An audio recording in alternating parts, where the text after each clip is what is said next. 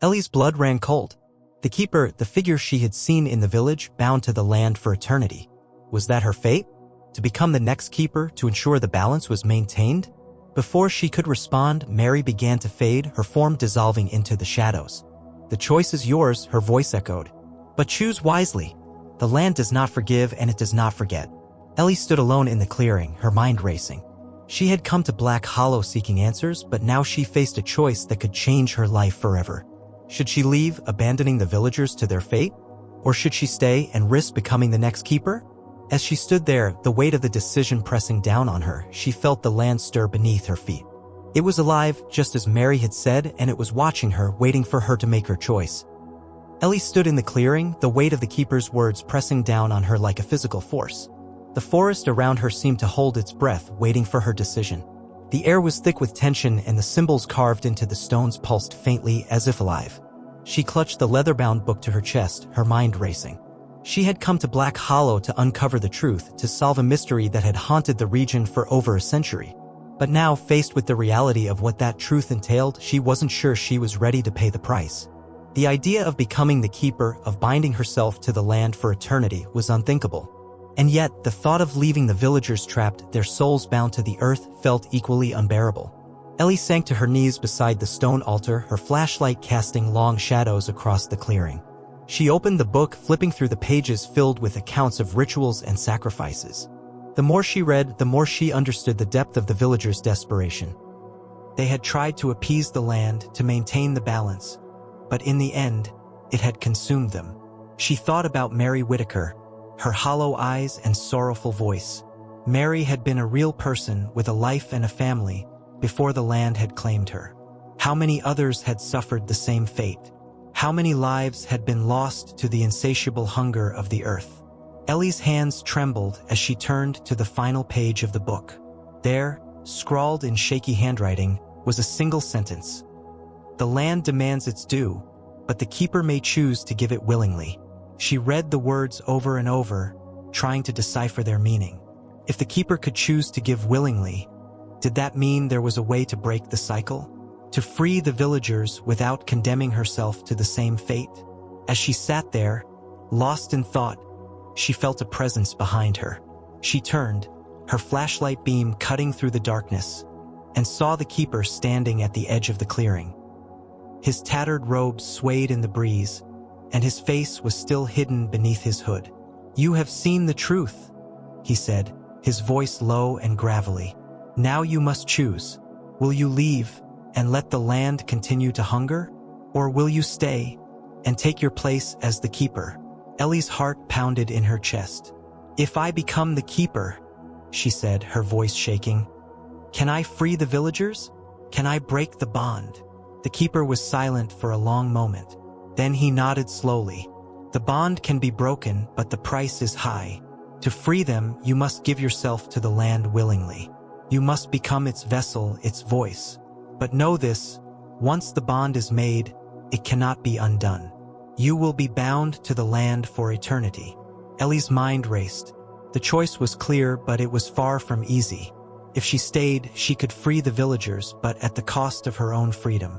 If she left, the villagers would remain trapped, and the land would continue to hunger, perhaps even grow stronger. She thought about her life, her career as a journalist, her family and friends. She thought about the stories she had uncovered, the truths she had brought to light. But she also thought about the people of Black Hollow, their lives cut short, their souls bound to the earth. Could she really walk away, knowing what she knew? As she sat there, wrestling with her decision, she felt a strange sense of calm wash over her. She knew what she had to do. "I'll stay," she said, her voice steady. "I'll become the keeper." The keeper nodded, his expression unreadable beneath his hood. "Then the ritual must be performed. But be warned, seeker of truth. Once it begins, there is no turning back." Ellie took a deep breath and stood, her resolve hardening. "What do I need to do?" The keeper gestured towards the stone altar. "You must offer yourself to the land. The ritual will bind you to it, and in doing so, it will release the others." Ellie approached the altar, her heart pounding. She placed the book on the ground and knelt before the stone, her hands resting on its cold surface. The symbols carved into the altar seemed to pulse faintly, as if in anticipation. The keeper stepped forward, his movements slow and deliberate. He reached into his robes and pulled out a small, curved knife, its blade gleaming in the moonlight. "The land requires blood," he said, his voice low. "Your blood." Ellie's breath caught in her throat, but she nodded. She held out her hand, her fingers trembling. The keeper took her hand in his grip surprisingly gentle, and pressed the blade to her palm. The pain was sharp but brief, and as the blood welled up, he guided her hand to the hollowed-out depression in the altar. As her blood dripped into the depression, the symbols on the altar began to glow, a faint, otherworldly light that spread to the stones surrounding the clearing. The air grew thick, charged with energy, and Ellie felt a strange pull as though the land itself was reaching out to her. The keeper began to chant, his voice low and guttural, the words unfamiliar but filled with power. The symbols on the altar and stones grew brighter, their light piercing the darkness. Ellie felt a surge of energy, a connection forming between her and the land. It was as if the earth itself was alive, its presence filling her mind, her soul.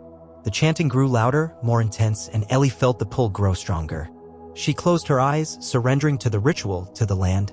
She felt a rush of emotions, fear, sorrow, determination, and then a sense of peace. The light reached its peak, blinding in its intensity, and then, with a final, deafening roar, it faded.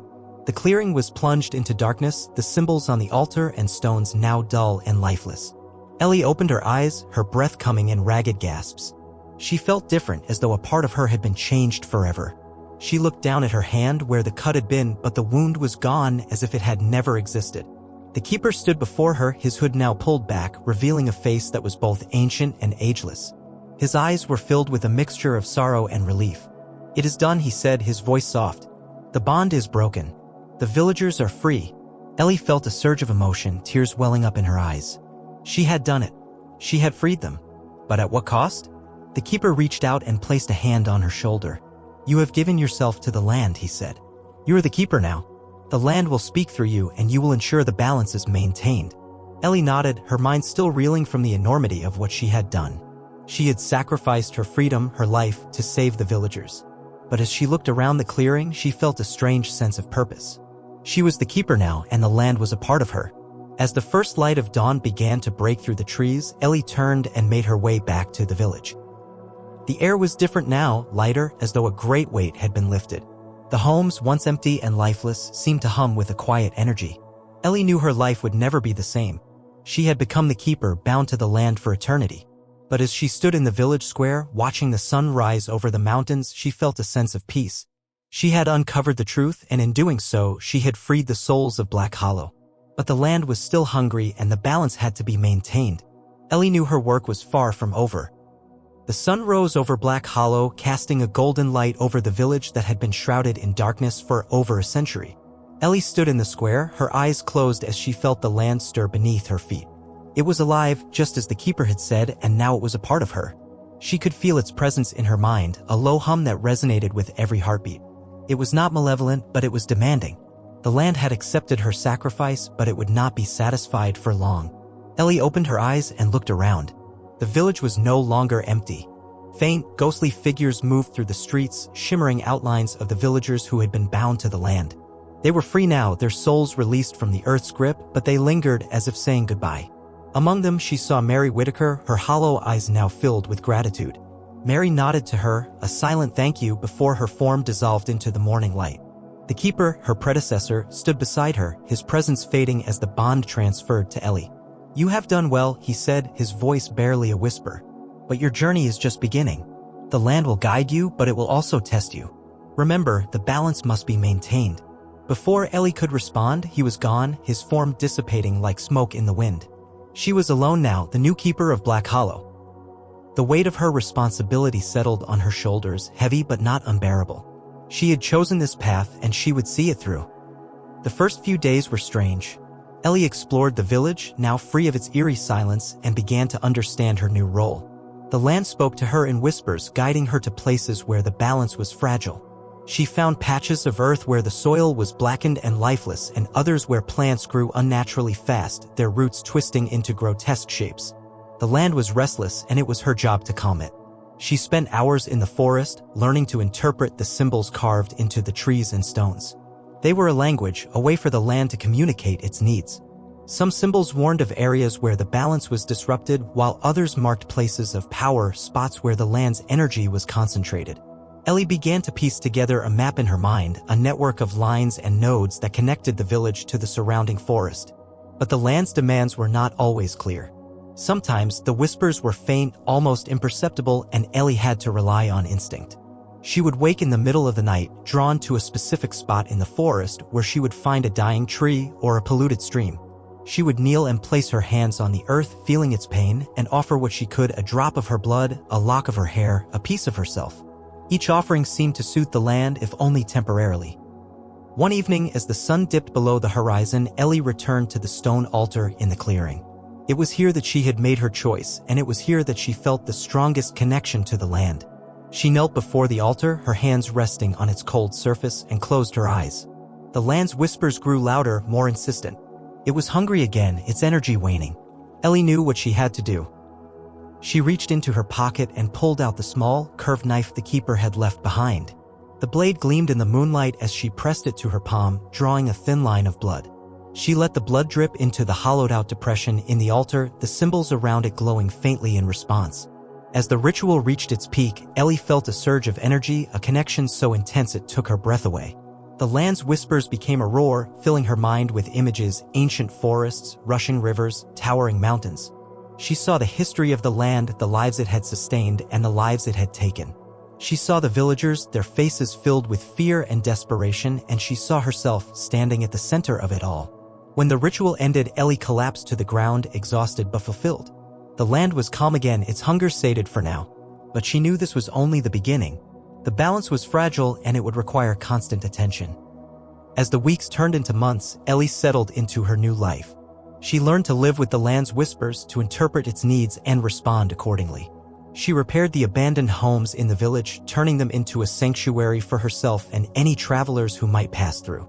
She planted gardens, using seeds she found in the villagers' homes, and tended to them with care. The land seemed to appreciate her efforts, rewarding her with bountiful harvests and clear, clean water. But the land's demands grew more complex. It began to ask for more than just blood and offerings. It wanted her to protect it, to keep outsiders from disturbing its balance. One day, a group of hikers stumbled into the village, drawn by rumors of the ghost town in the mountains. Ellie watched them from the shadows, her heart pounding as they explored the empty homes. She knew she had to act.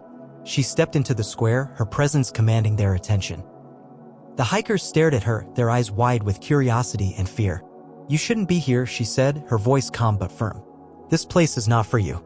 The hikers hesitated, but one of them, a young man with a camera, stepped forward. "We're just exploring," he said. "We mean no harm." Ellie's eyes narrowed. The land does not forgive, and it does not forget. Leave now, before it's too late. The hikers exchanged uneasy glances but eventually turned and left, their footsteps echoing in the silence. Ellie watched them go, her heart heavy. She knew she couldn't keep the world away forever, but she would do whatever it took to protect the balance. As the years passed, Ellie became a legend.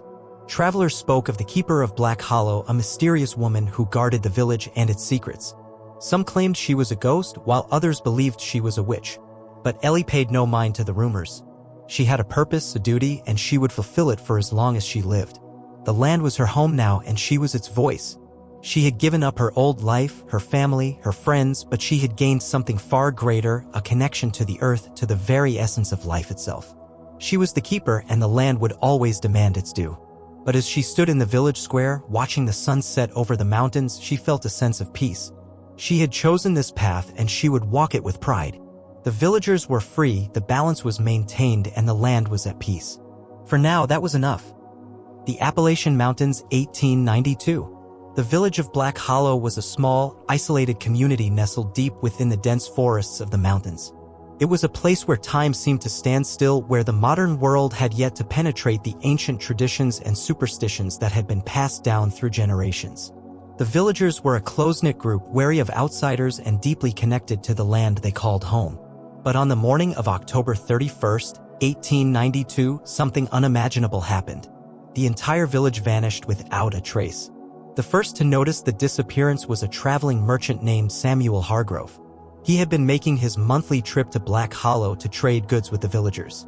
As he approached the village, he was struck by an eerie silence. The usual sounds of life, children playing, dogs barking, the clatter of pots and pans, were absent. The village was eerily quiet, as if it had been abandoned overnight. Samuel cautiously entered the village, his unease growing with each step. The homes were empty, their doors left ajar, and the hearths cold. The tables were set with half-eaten meals as if the villagers had been interrupted in the middle of their daily routines. But there was no sign of a struggle, no indication of what had happened to the people of Black Hollow. As Samuel explored the village, he came across a single piece of evidence that hinted at the fate of the villagers. In the center of the village square, nailed to the old oak tree, was a note.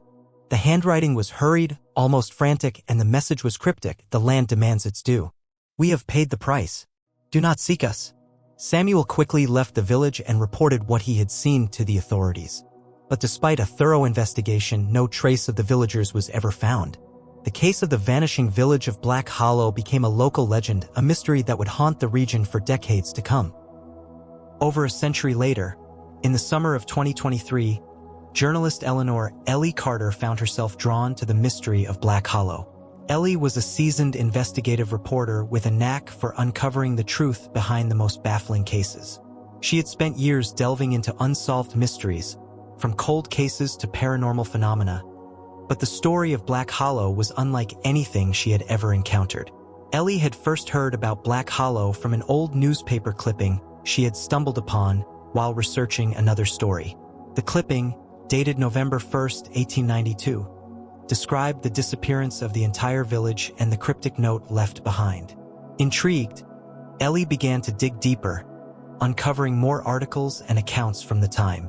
The more she read, the more she felt a strange pull towards the story, as if the village itself was calling out to her. Determined to uncover the truth, Ellie packed her bags and set out for the Appalachian Mountains. She knew that the journey would not be easy. Black Hollow was located in a remote and rugged part of the mountains, far from any major roads or towns. But Ellie was undeterred. She had a feeling that the answers she sought lay hidden within the abandoned village. After days of hiking through dense forests and treacherous terrain, Ellie finally reached the outskirts of Black Hollow.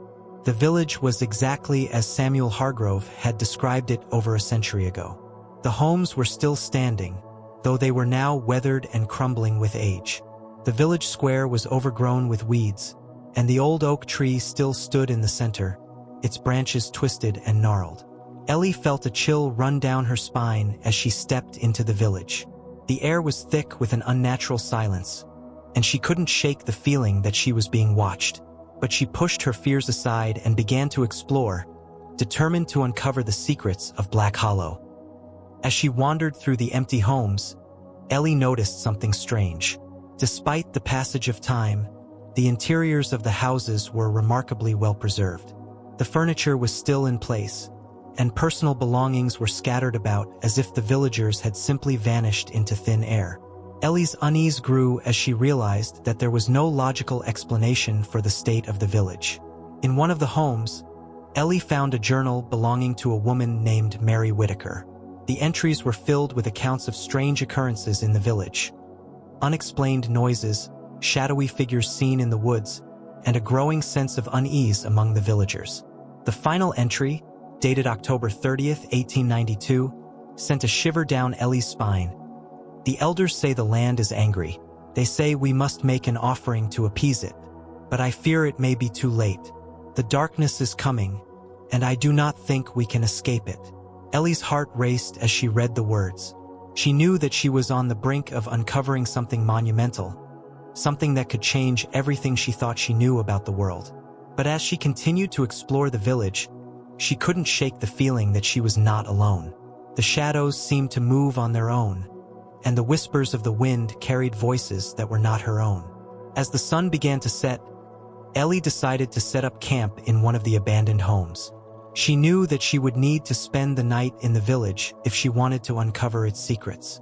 But as she lay in her sleeping bag, listening to the sounds of the forest outside, she couldn't shake the feeling that the village was alive, that it was watching her, waiting for her to make a mistake. And then, just as she was about to drift off to sleep, she heard it. A faint, almost imperceptible whisper coming from the darkness outside. The land demands its due. Ellie's blood ran cold. She knew that she was no longer just an observer in this story. The village of Black Hollow had claimed her, and there was no turning back. Ellie sat bolt upright in her sleeping bag, her heart pounding in her chest. The whisper had been so faint, so otherworldly, that she couldn't be sure if she had imagined it. But the words lingered in her mind, echoing like a distant chant. "The land demands its due." She grabbed her flashlight and scanned the room, its beam cutting through the oppressive darkness. The shadows seemed to shift and writhe, as if alive, but there was no one there. The house was empty, just as it had been when she entered. Yet the feeling of being watched was overwhelming, as though the village itself had eyes. Ellie knew she couldn't stay in the house any longer. She packed her things quickly, her hands trembling, and stepped outside into the cool night air. The moon hung low in the sky, casting an eerie silver glow over the village. The old oak tree in the square loomed like a sentinel, its twisted branches reaching out as if to ensnare her. She decided to head to the village church, the largest and most intact building in Black Hollow. If there were answers to be found, she reasoned, they might be hidden there. The church was a small, weathered structure with a steeple that pointed like a bony finger towards the heavens. Its doors were slightly ajar, creaking softly in the wind. Inside, the air was thick with the scent of mildew and decay. The pews were covered in a thick layer of dust, and the altar at the front of the church was bare, save for a single unlit candle. Ellie's flashlight flickered as she approached the altar, and for a moment, she thought it might go out entirely. But it held, and she began to search the area. Behind the altar, she found a hidden compartment in the floorboards. Inside was a leather-bound book, its pages yellowed with age. Ellie's hands shook as she opened it, revealing handwritten notes and diagrams. The book appeared to be a record of the village's history, but it was unlike any history she had ever seen. The pages were filled with accounts of strange rituals performed by the villagers, led by a man referred to only as the Keeper. The rituals were tied to the land, to the very soil beneath their feet. According to the book, the land of Black Hollow was ancient and powerful, imbued with a life force that demanded regular offerings to maintain balance. The offerings were not of crops or livestock, but of human lives. Ellie's stomach churned as she read on. The rituals were described in gruesome detail, with diagrams showing how the sacrifices were to be performed. The victims were chosen by lottery, their names drawn from a black box kept in the church.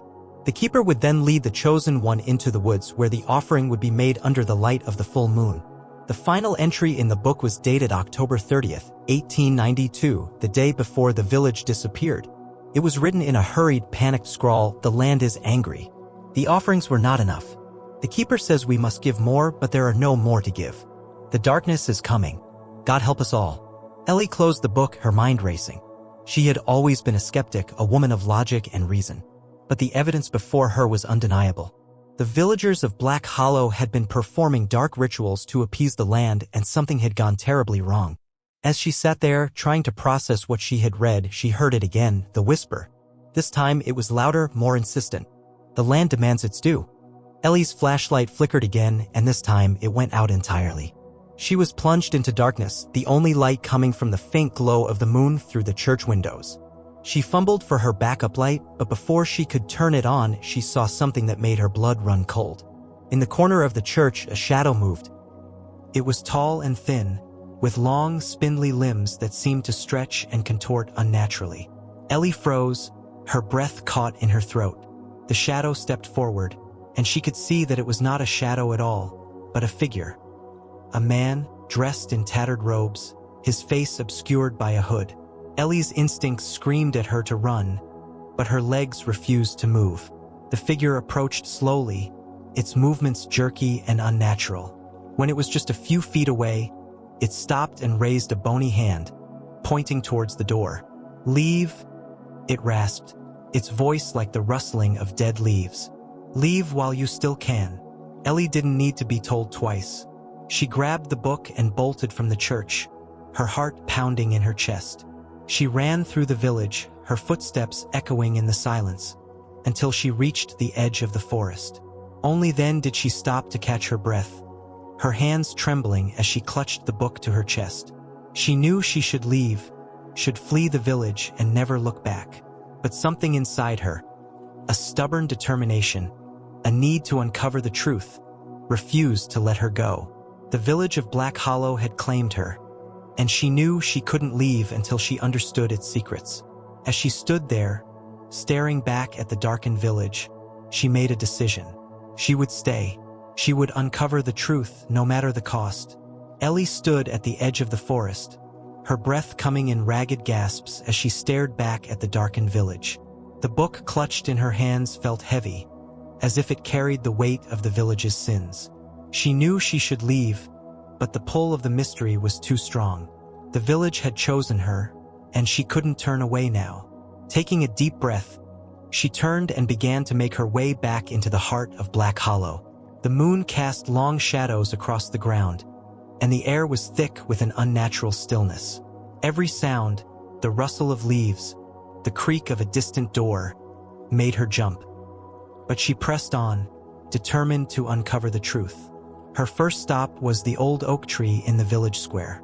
The note from 1892 had been nailed to it, and she wondered if there were other clues hidden there.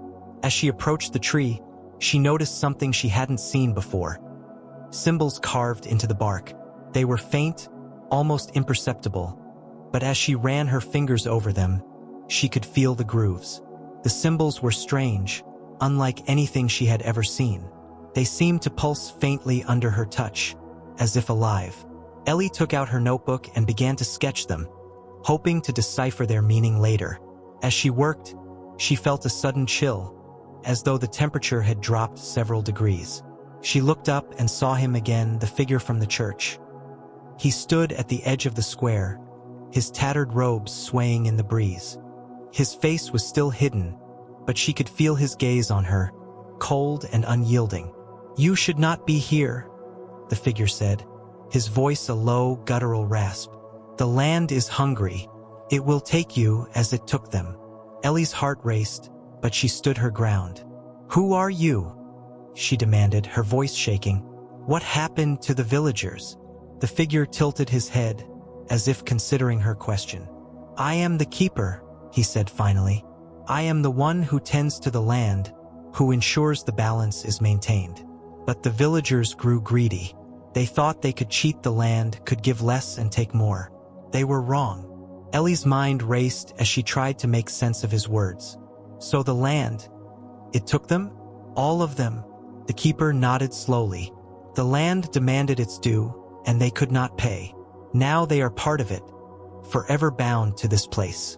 Ellie felt a surge of fear, but also a strange sense of pity.